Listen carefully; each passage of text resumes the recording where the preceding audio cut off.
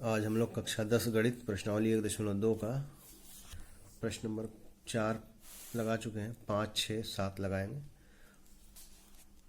प्रश्न नंबर 5 है, जांच कीजिए क्या किसी प्राकृत संख्या n के लिए संख्या 6 की घात n अंक 0 पर समाप्त होती है, 0 पर समाप्त हो सकती है।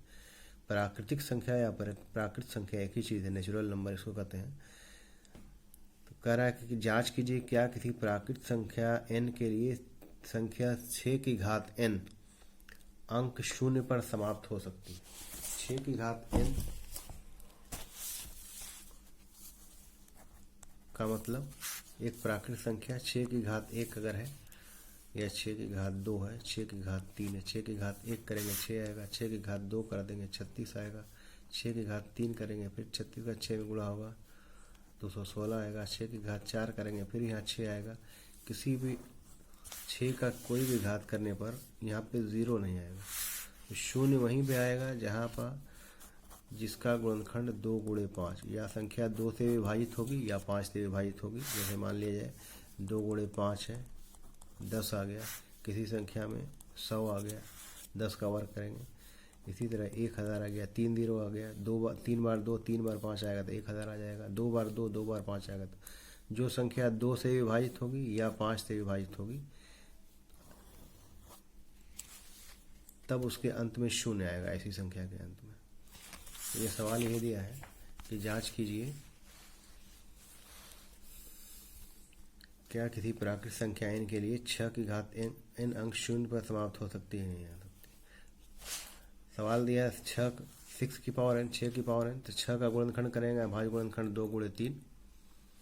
तो 6 की घात n को हम लिख सकते हैं 2 गुणे 3 की घात n या 2 की घात n गुणे 3 की घात n। यहाँ कहीं 5 नहीं आया, या फिर लिखेंगे स्पष्ट है कि 6 की घात n के अभाज्य गुणनखंड में 5 नहीं आता है। 5 जहाँ पे आएगा 2 या 5 उसी संख्या के अंत में गुणा करने पर 0 आएगा, 0 आएगा।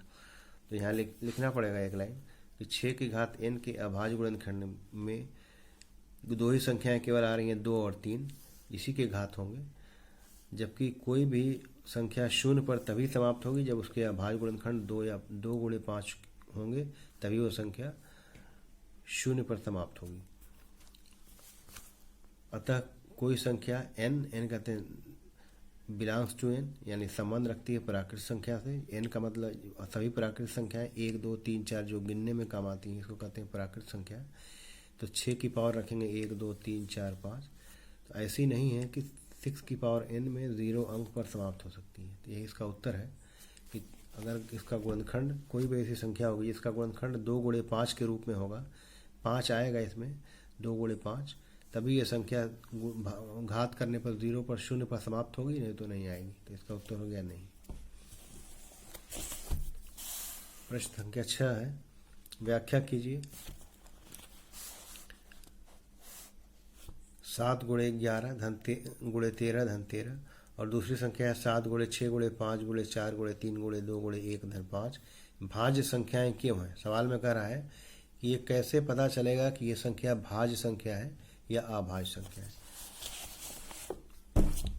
तो यह पहला सवाल दिया है 7 गुणे 11, अगर इसका गुणा करेंगे या यहाँ पे बीच में धन का निशान है तो यहाँ से दोनों में 13 कामन ले लेंगे, तो यहाँ बचेगा 7 गुणे 11 धन 1, या 13 कामन हो गया 11 7 77 और 1 78, 13 गुणे 78 या 1014। अब ये संख्या भाज्य संख्या है कि अभाज्य संख्या है, यही बताना हमको। कैसे पता चलेगा क्यों ये भाज्य संख्या है, ये बताना है। तो भाज्य संख्या की परिभाषा यही है, जैसे मान लीजिए कोई संख्या दी है 8, इसका गुणनखंड करेंगे तो 2 गुणे 2 गुणे 2 गुणे 1। ऐसी संख्या जिसके 2 से अधिक गुणनखंड हो इसको कहते हैं भाज्य संख्या। और ऐसी संख्या जिसके केवल 2 गुणनखंड हो, जैसे 2 है 1 गुणे 2, 3 का गुणनखंड करेंगे 1 गुणे 3, 5 का गुणनखंड करेंगे 1 गुणे 5। तो ऐसी संख्या जिसके केवल 2 गुणनखंड हो उसको कहते हैं अभाज्य संख्या। और ऐसी संख्या जिसके 2 से अधिक गुणनखंड हो इसको कहते हैं भाज्य संख्या, और ये हो गई अभाज्य संख्या। तो सवाल में सिद्ध करना हमको भाज्य संख्या, इसके 2 गुणनखंड तो यही हो गए 13 78, तीसरा गुणनखंड 1 आ जाएगा और 1014 का गुणनखंड करेंगे तो बहुत सा 2 से अधिक बहुत से गुणनखंड हैं, इसलिए ये संख्या होगी भाज्य संख्या। दूसरी संख्या दिया है 7 × 6 × 5 × 4 × 3 × 2 × 1 धन 5। यहाँ भी यहाँ से यहाँ तक का गुणा है और बीच में धन का निशान है और 5 दोनों में है, तो 5 कामन निकाल सकते हैं बाहर। यहाँ पे 5 कामन निकाल दिए। यहाँ बचा 7 × 6 × 4 × 3 × 2 प्लस 5 कामन लिए थे तो यहाँ बच गया 1। अब सबका गुणा करेंगे यहाँ पे, तो 2 3 6 6 24 × 6 × 7 सबका गुणा करने पर आ गया 1008। 1008 का 1 जोड़ दिया गया 1009। तो ये भी, इसके भी 2 से अधिक गुणनखंड हो गए। 2 गुणनखंड तो यहीं पे हो गए, इसके बाद एक भी गुणनखंड होगा, इसको काटेंगे फिर और छोटी संख्या हो जाएगी, तो इसलिए 1045 भी एक अभाज्य संख्या है। तो ऐसी संख्या जिसके 2 से अधिक गुणनखंड हो, ऐसी संख्या भाज्य संख्या कहलाती है। इसीलिए दोनों संख्याएं 1014 और 1045 ये भाज्य संख्याएं हैं। इसके बाद अगला सवाल है प्रश्न नंबर 7। दिया है किसी खेल के मैदान में चारों ओर एक वृत्ताकार पथ है।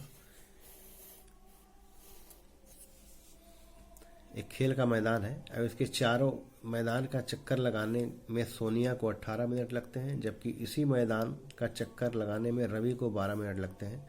मान लीजिए कि वे दोनों एक ही स्थान और एक ही समय पर चलना प्रारंभ करते हैं और एक ही दिशा में चलते हैं, तो कितने समय बाद वे पुनः प्रारंभिक स्थान पर मिलेंगे। सवाल पहले समझ लो।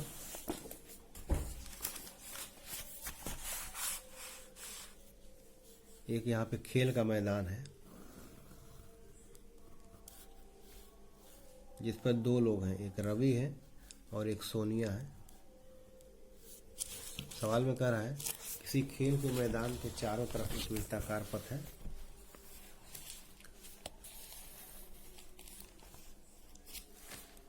और इस मैदान का चक्कर लगाने में सोनिया को 18 मिनट, जबकि इसी मैदान का चक्कर लगाने में रवि को 12 मिनट लगते हैं।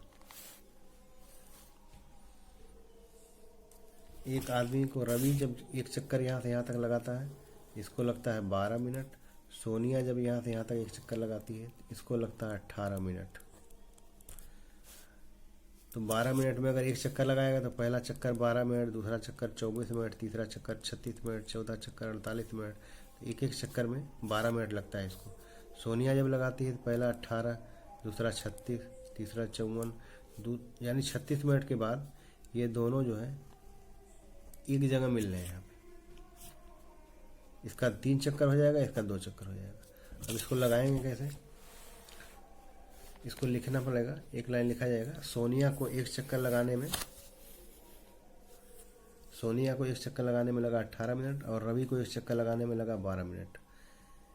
वे दोनों एक ही समय में एक ही दिशा में चलना प्रारंभ करते हैं, तो कम से कम कितना समय लगेगा। ऐसे जहाँ से कम अर्थात कम से कम कितने समय बाद वो मिलेंगे, तो जहाँ पे कम से कम शब्द का प्रयोग हो, नहीं तो और भी 3-4 चक्कर बाद और लगाएंगे उसके बाद भी मिलेंगे। इसलिए जहाँ पे इस तरह का प्रयोग हो कम से कम शब्द का, वहाँ पे एलसीएम लघुत्तम निकालते हैं। 18 और 12 का लघुत्तम निकालेंगे तो पता चल जाएगा कितनी देर बाद वो एक दूसरे से मिलेंगे। तो 18 और 12 का एलसीएम निकालना है हमको, लघुत्तम। गुणनखंड करेंगे 18 का 2 3 6 त्रिक 18, 12 का गुणनखंड 2 दूनी 4 3 12, दोनों का एलसीएम निकालेंगे। एलसीएम निकालने का तरीका बताया गया था, जो अधिक घात वाला है, 2 यहाँ भी है यहाँ भी है, लेकिन जो अधिक घात वाला 2 बार 2 है और 2 बार 3 यहाँ पे है, तो इसका लघुत्तम आ गया 2 दूनी 4 3 12 3 36, यानी 36 मिनट बाद सोनिया और रवि प्रारंभिक स्थान पर मिलेंगे। इस तरह का सवाल जब भी हो तो इसका लघुत्तम निकाला जाता है। महत्तम निकालेंगे 18-12 का, तो इसका महत्तम दोनों का हो जाएगा। यहाँ पे 2 दिया है, यहाँ पे 3 दिया है, तो 2 3 6 मिनट में कोई मिलने का सवाल नहीं। तो इसलिए इसका उत्तर हो गया 36 मिनट बाद दोनों मिलेंगे उसी स्थान पर।